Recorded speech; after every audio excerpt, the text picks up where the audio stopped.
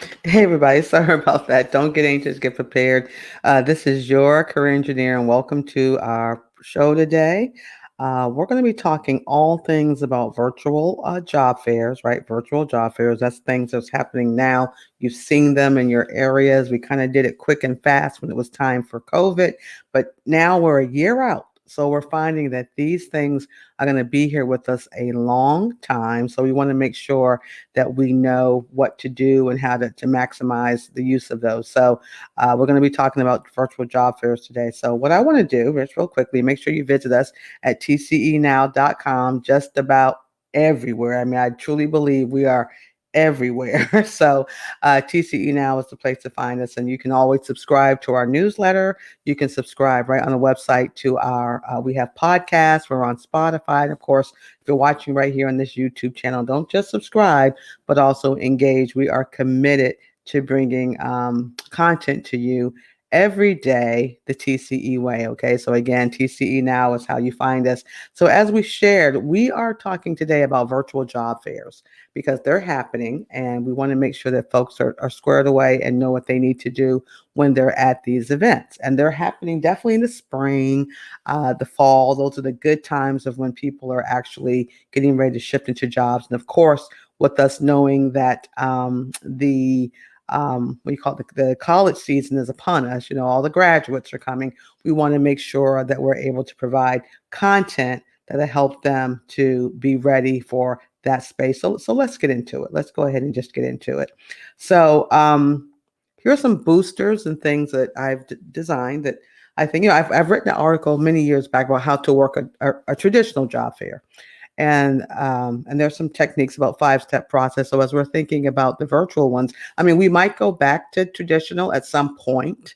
I mean, that could very well happen. But for now, I definitely want to make sure we know that the tips and the boosters for the virtual world. So one of the biggest things, and where I am seeing some confusion, I'll put it this way, is the digital profiles. You know, lots of some companies are hosting them directly. They have platforms or apps that are sort of integrated to their talent recruitment, area. Other spaces like in the college recruiting site space, I'm hearing recruiters talk about how they really like. I think it's called, was it Handshake? I think it's called Handshake or Handbrake. No, it's Handshake. I have an app called Handbrake. Anyway, and it's a great space. I mean, use a lot of times at the college recruiting level because that's happening. Please don't think it's not. All the people going and getting their degrees, employers are trying to connect virtually. In the college space, having those massive job fairs was always part of their way to get new talent. So, but the bottom line is what folks are looking at those profiles. So learn a little bit from, or step up a little bit from your LinkedIn profiles. So we often talk about LinkedIn quite a bit, or the other job search profiles. Make sure these things, what's really important is to make sure that those profiles are complete.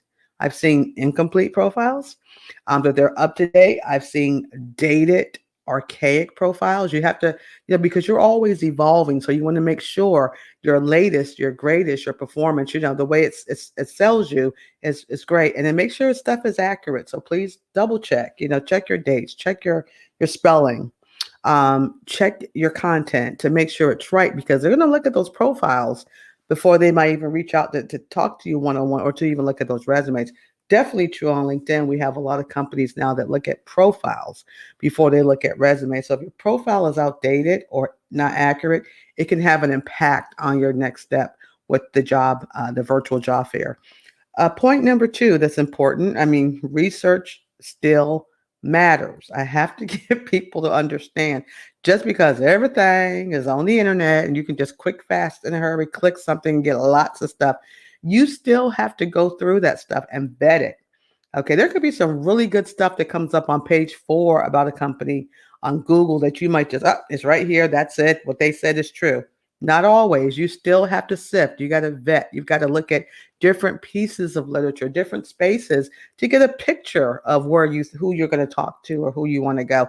And I'm going to put it out here as your career engineer and say, there is no longer any excuses for not knowing who you're going to talk to, or a little bit more about the company, and not just the easy stuff. I mean, okay, where are they located? What's their address? I get that. Where, what kind of, you can go to their onboarding page and see all the stuff about talent and recruitment, but find a little bit about their sustainability, what their mission is about. Look around and see about, some of the things are connected to. If purpose driven work is something you're looking at, and you can find all kinds of stuff on all types of places, but below are a couple of ones that are pretty well known, right? LinkedIn is a great place to do business. I mean, Hoover's is a great place to look at the business of business, right?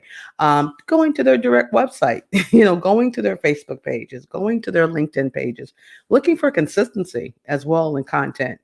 And of course, Glassdoor is a great space. Now, you do understand if somebody lost their job and they kind of feel in some kind of way, they may give a review that's not happy, but don't take reviews as gospel. I mean, either way, you got to look at consistency. But that's a great way to get some intel from folks who've worked there or what their experiences have been. But again, at the end of the day, you have to make up your own mind. So when you do meet with that recruiter, have those questions to answer. We're going to get into that shortly, so that have those questions to ask so that you can get your data so you can make your decision. Another big part, again, even though research is important, which it is, your plan. Your plan still matters. Even today, and I get it. I understand the frustration. I get it. I understand the stress. But even now, I still have people saying, I'll work anywhere. I'll work for anybody. I just want to work. I just need a job. And I'm not minimizing your frustration. I'm just saying, yeah, you and 20 million other people. But what do you really want? And are you prepped and ready to go for it? It's like literally that simple. So you still have to have a plan. And the plan cannot be anywhere and everywhere. So with these virtual job fairs, or even when we get back to traditional job fairs, I tell folks all the time, and excuse me, I have allergies. Not COVID, just allergies. Okay. We always have to have an ABC game, or if you want to call it a 1, 2, 3 game. If you want to call it red, white, blue game, I don't care what you call it. Just have at least 3, not 10, not 7, not 8, 3. Okay.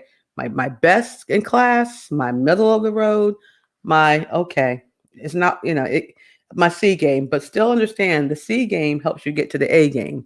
The B game should still help you get to the A game. So they need to be like a nice trifecta, but you have to do that. If it's certain industries you're into, or maybe you're looking to work, near my home. Maybe you're looking to work because as something that's synergy. Yes, compensation is important, but that's not the only thing. You got to look at all the fringe benefits of working somewhere, the demands, the stress. I mean, the commute, even if it's remote, right? So I work remote. Does that mean I'm at this computer to do my job 15 hours a day or 6 hours a day? I mean, the kind of workload, because you have to self-manage remote working, right? It's not as easy as folks thought. So you have to think about that and have a situation. So you have to define that A game, that B game, that C game. Y'all know I like the number 100. I'm big on the number 100 when I'm having a plan, but you do you though, but that's what's up. So number 4, important with the virtual job fairs. The day of, there's a couple things on day of, if you have the job fairs, you can check out these companies online. You can see all their good stuff, their links, their banners. But then you're going to hopefully talk to someone, in these platforms, right? The same way I'm talking to you now, right? And the way I'm talking to you, I have a mic. I'm not saying you have to, but I mean, whatever you're using for sound quality and visual quality, it should work. It should put you in the best light, because branding matters. I was on a call a moment ago with a high-ranking official who had terrible audio. I mean, it was terrible. And during this call, no one stopped to say, "You sound terrible," And I'm sure whatever the person was saying was of value, it was important, but I couldn't get past, "This sounds terrible." I mean, there was echoing, and we know technology gives us drama. However, and we're adapt to that. Just my mic's not working. Let me come back and try again. But she sounded terrible. I couldn't understand a word. It was a robot, So maybe her internet wasn't right. Maybe I don't know. Maybe her. I have no idea, right? I'm not the biggest, coding, techie person. Well, yes, I am. But anyway, you get what I'm saying. Stuff needs to be right. So make sure your stuff is right when you're doing this. And again, backgrounds, and what I said about backgrounds earlier is just, now a year into this, we know how to get backgrounds. This is actually a real background. Well, some folks thought this was fake, but it's not. It's really a background. It's a room that I like to do my broadcast from. But there are spaces where, no matter what platforms you use now, you can blur your background. You can use all these graphic places to get a background. You got folk that'll do a background for you. Now we know how to get them and do them. So there's no excuse. But do make sure the background fits your brand, because that's very important. Because optics they matter. If I had a painting up here, let's say, that was sort of controversial or something. I mean, this is actually a real, like I said, this is really a painting. I mean, it's something that's in my I call this room my lounge. And but if I had something different, like me and my little birthday suit hanging up on the wall, I mean, optics does matter. So you want to think about your framing of your shot. You want to make sure your lighting's as good as possible, and you want to make sure you're always looking at that little green dot. That's important, because that's the eye contact. And we're not going to be what NBC or CNN or these other places do to be perfect, but we're going to do the best we can with what we have, and that's what we're talking about. So make sure you understand your dress, however you're put together, whatever you're into, should be appropriate. I know some people got their little slippers on the floor and and their little pajamas on underneath. But what if you were to step back, and while you're talking, and then oops, folks see those pajamas, they might laugh because it's a funny thing, but we just never know. So just, how much does it take just to put something nice on for the few moments and then go back to your PJs after? I think we still need to get our mind to dress for success and make sure we know that our branding and our optics do matter.